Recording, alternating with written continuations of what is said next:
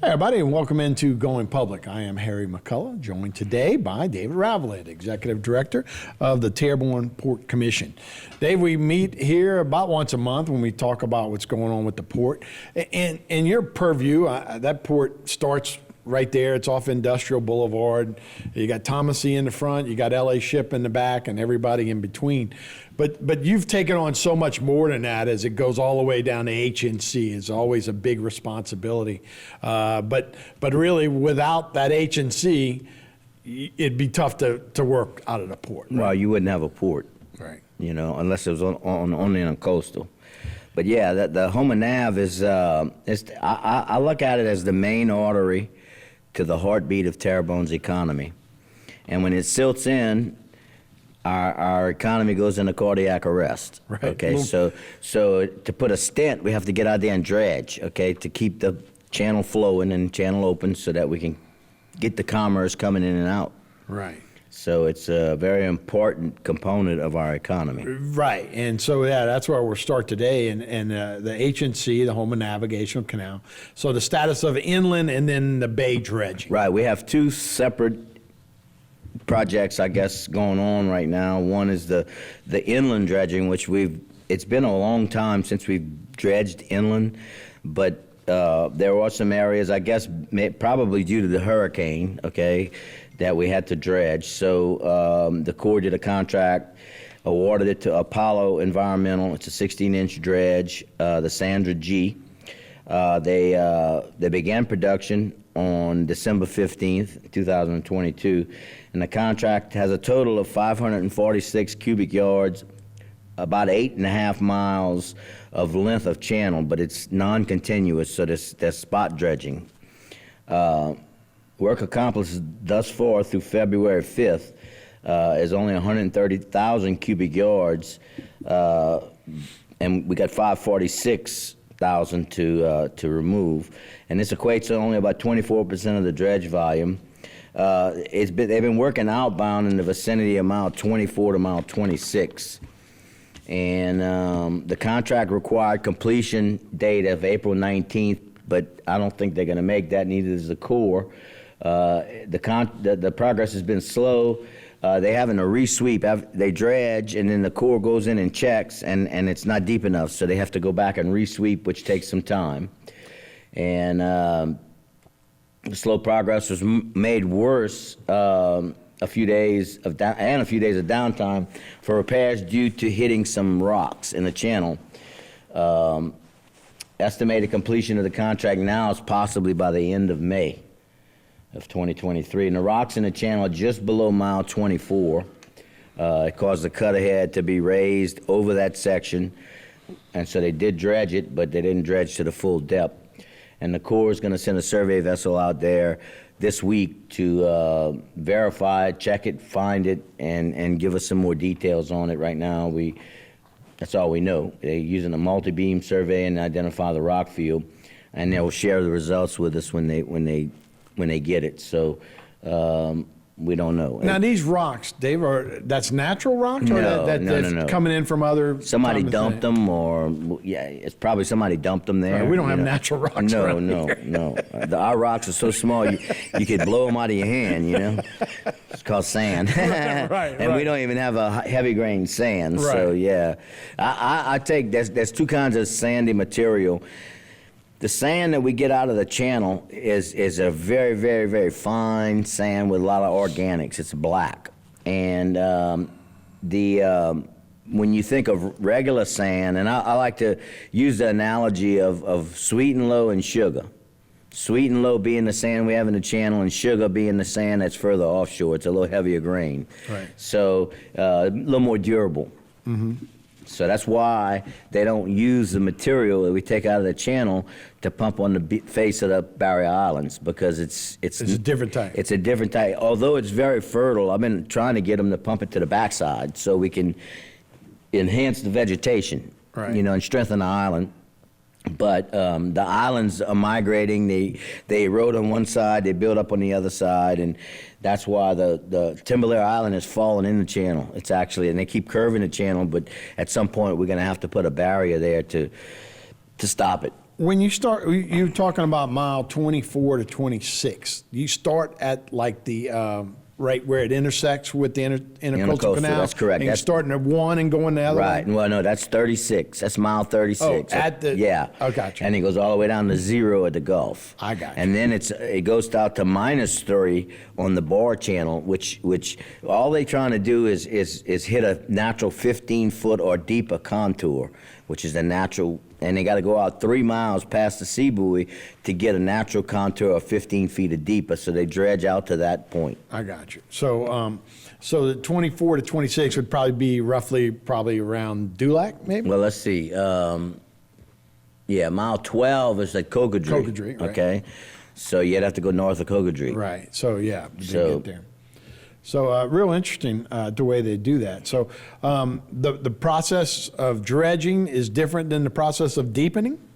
Well, no, deepening is dredging, but we have to maintenance dredge I see. every month or every year. I'm sorry, and the deepening is a one-time thing, which we're still going to have to maintain after we deepen it. We're going to have to go back and maintain it every year, just like we're doing now. Mm-hmm. So we'll still have dredging after the deepening, but it'll be a 20-foot channel instead of a 15-foot channel. I see. So, let's talk about all those pipelines and the lower reach of that. Yeah, so the Corps surveyed the channel, and they just gave me an update on the surveys, so I'll just go over it. Area near, let's see, survey 12, area near mile 7 showed to 13.7 feet. And that was our bad area. That's in the bay, and but it includes 2.5 to 3.5 foot of fluff, which is just a suspended type of material that boats can usually go through. It's not a hard bottom at 13 feet. It goes down to 15. So the inland was surveyed in January, and all the inland appears to have 15 foot or more of depth available. Some areas of the channel are offset from centerline, and that's what they're doing now. They're kind of going straight down the middle. The channel is silted on one side, but the other side's 15, and then you go down a little ways, and it's just the opposite. So they're just trying to get a straight shot. So they're really dredging on the edges more than anything else. Let's see, some areas have marginal depth on the edges. The Bar Channel, which is from 0 to -3 going out in the Gulf, was surveyed in 126, and it looks excellent. All depths are 18.5 to 22 feet. So that's good. That's what we wanted. Mm-hmm. So that's out in the Gulf, really. Right. So, like I say, the pipelines and Cocodrie southward, that's all been completed? No, that's surveyed, yeah. No, I got you. But not dredged. They haven't started that dredging project surveyed. yet. So the bid opening for the bay dredging, which is that area, was held Monday, January 23rd. They had only one bid. However, there was an agency protest. We don't know what it is. Somebody protested, and it's filed against the dredge company. So there's a stay on the contract award. The Mississippi Valley Division is expected to rule on the protest within 35 days. Everything takes forever with the Corps. If the protester appeals that ruling, it'll take another 100 days to rule. So we're waiting on that. Now, there is a chance that whoever protested could pull the protest now, and we won't have to wait all that long. But if they contend, and we don't know who it is, and we don't know what it is because they won't tell us. Right. So you don't know who. Obviously, it's a sealed protest. Right. But who would normally be someone that would protest? Another company? Another dredge company, right. or Okay. they're saying, let's see, an agency. So it could be the. Could be a government agency? Yeah, it could be the National Marine Fisheries, it could be EPA, it could be any of those agencies that filed a... Worried about a whatever, animal or who whatever. knows? Right, that's why you Yeah. don't know yet. Okay. So anyway, the survey, based on the surveys, the project intends to dredge between mile 5 and mile 10 to clean up the channel, which includes that section in mile 7 that they have some shallow water there. Like they said, mile 7 is 13.6 feet, in spots, but they do have some fluff underneath that, so it's not hard bottom at 13 and a half. And they measure it to 15 even with the fluff. Yeah, they call it a lead line. It's very, very primitive. They just drop a line with a lead on the end of it. See if it the sonar will read to the top of the fluff. So they come back and they drop a lead line, which goes all the way to the hard bottom, and that's where they discovered there was 2.5 to 3 feet of fluff. And the boats can go right through. Most of the times they can. You know, it's just heavy. It's like a syrup. You know, for lack of a better word, that's just suspended down there, and it just doesn't ever settle. Right. So they dredge it. How often does a boat get down to 15 feet when they're coming in? Oh, now always. I mean, the boats that are coming in. So every boat will have to go through that fluff? Yeah, most of the boats that you use today in the oil and gas industry are 13 to 15 foot draft vessels. Okay, but a lot of vessels draft more that can't come in, so that's why we want to deepen it. Right. So those boats that are off of the ship out there, those big crew boats and those big supply boats, yeah, those will have to go through it. And once those are fully outfitted, they can't come back in. Oh, they because build them they're there. too heavy. They float them out. They float them to Fouchon. They put the heavy stuff in them and all the fluids and everything else, and they can't come back. And they draw 20 to 25 feet of water. Wow, that's so interesting. But they got to be able to carry a load and get offshore. Yeah. All right, we'll take a break. More Going Public right after this.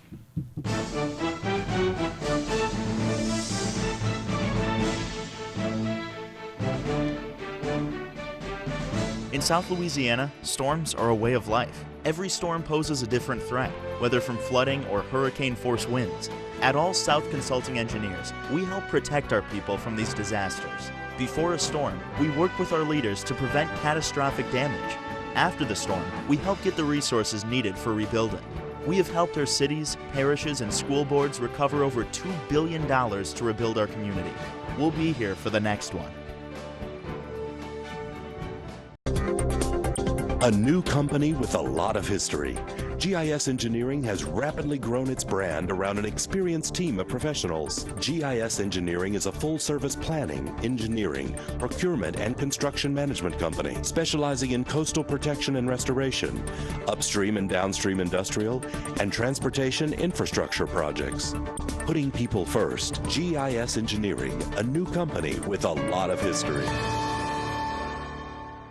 Led by a 7-member commission, the Terrebonne Port was created to assist our local industry in promoting economic development. We monitor government regulations that affect our local industry and work with the U.S. Army Corps of Engineers to secure maintenance dredging funds. Because the HNC is the main artery for the heartbeat of Terrebonne's economy, Terrebonne Port fights a constant battle for funding to maintain the federally authorized navigable depth. We are now leasing waterfront and non-waterfront property. Terrebonne Port Commission, serving our industry to keep Terrebonne thriving.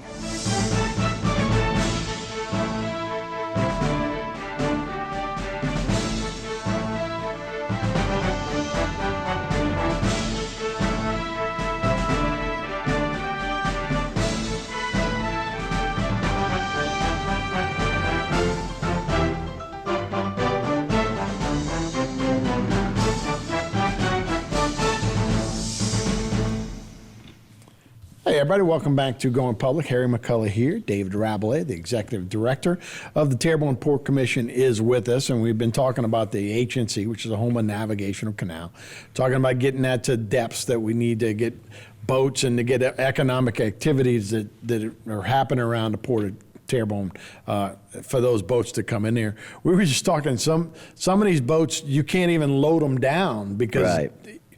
obviously they may go at 15 to 17 feet, but when you load them down, it'd be further. So when you you have say- to wait to almost load them down. When you say load them down, that means putting all the oil, the liquid, the fluids, Fuel. everything, the fuel.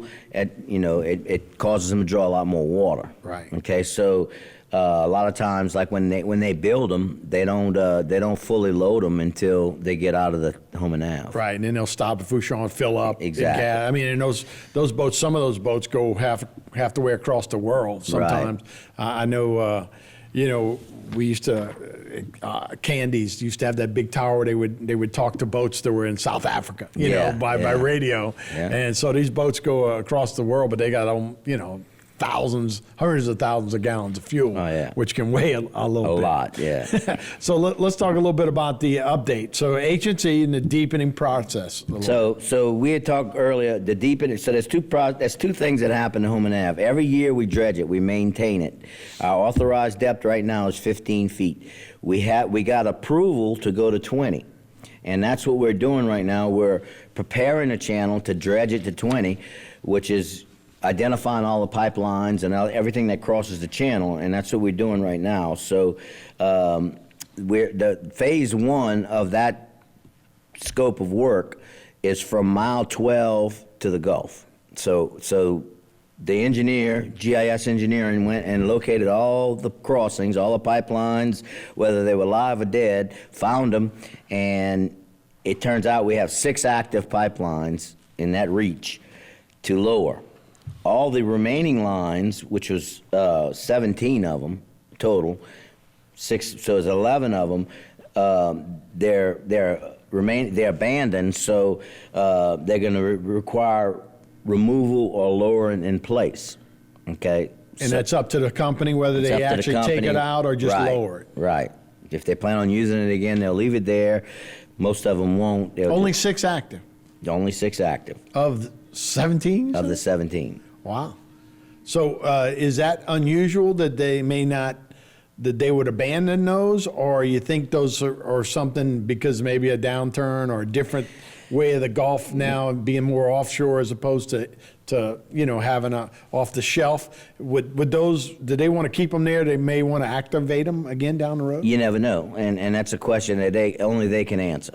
Mm-hmm. So we're going to tell them, they know they know the pipeline, and we might have to go find the companies. I mean, they could be bankrupt. Who knows? Right, You got to find them, and you got to meet with them, and you got to tell them, look, it's inactive. You need to abandon it or remove it. And if they don't, then we make them lower it. We make them lower it. I got you. So it's something that's got to be done. So, again, so you found the 6 active. So how long do they have to start acting on this? Well, we're going to meet with the pipeline companies, which they're starting to do now, and that they'll start scheduling that sort of stuff. They actually, like the active lines are lowered by the oil companies, okay, the pipeline companies. All we do is we locate them, tell them we need to lower them. They hire, they design the lowering, however they're going to do it. They hire the contractor, and we just have to oversee it to make sure it gets done and verify it after it's complete. So it's not something that we do, but we have to pay for it. Right. Okay, so the state is stepping up. Will they use, say, six right now? Will they use 6 different contractors to lower it, or one does all? Commonly It's does different most companies. I think it's like 2 or 3 different companies. So they could all use the same contractors. I don't know, but we hadn't got that deep into it yet. Right. But that could be possible, but probably unlikely. They each probably have their own favorite contractor that does that kind of work. Yeah. So timetable for that would be. You want to start meeting. You want to start lowering this, and I know you kind of were going ahead with the lock system too, right? Yeah. Well, the levee district is pushing the lock, although it's been delayed a little bit. But we're trying to meet that schedule when they open the lock, because we can't do any dredging. According to the regulations, we can't dredge until the lock and floodgates in place. That's an agreement we made a long time ago. Kind of was forced to make it, but Sure. So that's what we're going to do. So the engineers are continuing to do review the crossings going north. Okay, and they. The pipeline companies, you asked me how long it would take. I would guess once we sit down with them and start that process, I would guess it takes about a year by the time we negotiate, everything gets done, and so hopefully those pipelines will be lowered by 24, and we'll be in the middle of all the ones. Which is not that far away, right? No, I mean, and we're in 23. We'll be in the middle of all the ones north, okay, Right. which there's a lot more. He doesn't have a number in his report, but they've been telling me that the Corps estimated that there were like 20, okay, and I think they found like 40. Oh, Okay, wow. now this is not pipelines per se. This could be electrical lines, sewer lines, water lines, who knows? So all of that is looked at and has to be lowered. That's incredible. But, you know, I guess anytime you have a waterway, you go under it unless you go over it. And we know how going over it can, you know, Entergy over the Mississippi River really destroyed a lot of the power source going into New Orleans. this year. Right. So if you could have it under, it'd be the best way to go. Right, They don't have to dredge the Mississippi. They pull the in New pole down. They Orleans. pull the whole Right. tower down. Right. So that's what this is. A lot of utilities. I'm sure there's some pipelines Yeah, as I'm well. sure there is, yeah. And then of course you also have oyster leases like in the Bay Area that we got to look at, and we got to make sure that we don't you know, hurt the oysters. So there's a lot of little things go on that we, you know, and the Corps involved in it, so it's even more cumbersome. But you know, that's just the way it is. So that's where we are with the deepening. I mean, it's just something that we're going to probably be doing for the next 3 years or so at least. You know? Right. Okay. So, what about Washington? Where you at now? We had talked about. Do you have a season? Is there a time when things are going on? You're saying, look, except for maybe the holidays, it's 24/7. They're Right? either in session or out of session, and we just deal with them when we can, however we can, and just kind of keep the communication open. The staffers stay on top of it, and you know, they relay all the information to our congressman. So it's never a dull time with all of that. Now, recently they had the Washington Mardi Gras, which is it lasts about a week, and it's a lot of fun. It's in Washington. Louisiana delegates and everybody from Louisiana goes. I didn't go this year, but I told them I was going to go twice next year. Okay, so Just tell me you had a mask on. yeah, You were there. you know, well, I didn't want to get delayed on the tarmac for you know, and lose my flight and all that other good stuff. Yeah. So, and I had a lot of stuff going on, so I didn't go. But it is fun, and you do meet a lot of people and get to talk to a lot of people, and a different kind of atmosphere, and it makes a big difference. So the State of the Union address by the president will be tonight, and we need to wait and see what comes out of that. The 118th Congress has been seated with the House Republicans electing McCarthy as Speaker of the House, and Chuck Schumer as the head of the Senate. House and Senate appropriation committees are beginning to take shape. They play in musical chairs with the committees, right? You know, getting these off, getting people on, and that's usually what goes on at this time, you know. They passed a rules package on January 9th by a vote of 220 to 213. So that's the rules that they've set in place at the beginning. The biggest issue facing Congress the early part of this year is going to be the debt limit. Right. And so it's supposed to be reached by the third quarter, which will be in the spring. The fiscal year starts in October. So would that affect you if they had a government shutdown? Would that affect? Yeah, I mean, it affects everybody. Hopefully, I mean, it shut down one time in the recent past, maybe the last few years ago. I think it shut down for 15 to 20 days. Well, the Corps delayed projects for 2 or 3 months. Okay, so they take advantage of it, you know. I mean, the president's budget is expected in late February. That's for 24. And that's where appropriations are put in. So we'll see how much money we get when he puts it out, and we can go fight before it's finalized to get the money we need. We're asking for $2 million for the pipe, for maybe a little more for the deepening, and that money comes out. So the design and the implementation comes from the Corps. The local match and the state and the port, we have a local obligation that we have to do, and that's lowering the pipelines. Okay, but once all of that's done, then the project will be designed and bid out by the Corps to dredge, and so that's it's just the way it works. Well, you know? hopefully there's some safeguards in there that no matter who's in there, whether Democrat or Republican, they're starting these projects. They won't. Yeah, they won't play with it. Once the money is allocated by Congress in the president's budget appropriation, and it passes, that's done. Okay, but we're not asking for all of it at one time. Right, you ask for a little bit at a time. So. Yeah, and you got debt ceilings. This year, the Congress and Senate are controlled by Democrats. I mean, yes, the Congress has a Senate controlled by Democrats, House controlled by Republicans, and a White House controlled by Democrats. So we're not we're not really expecting a whole lot to get done, you know? I mean, it's gonna be tough, but that's the way it is. That's the job, right? Well, Yeah. Dave, I appreciate it, man, and certainly always learn a lot when you're here, so thanks for being here. Thank you, Harry. Enjoy being here. All right, we'll be right back with more Going Public after this.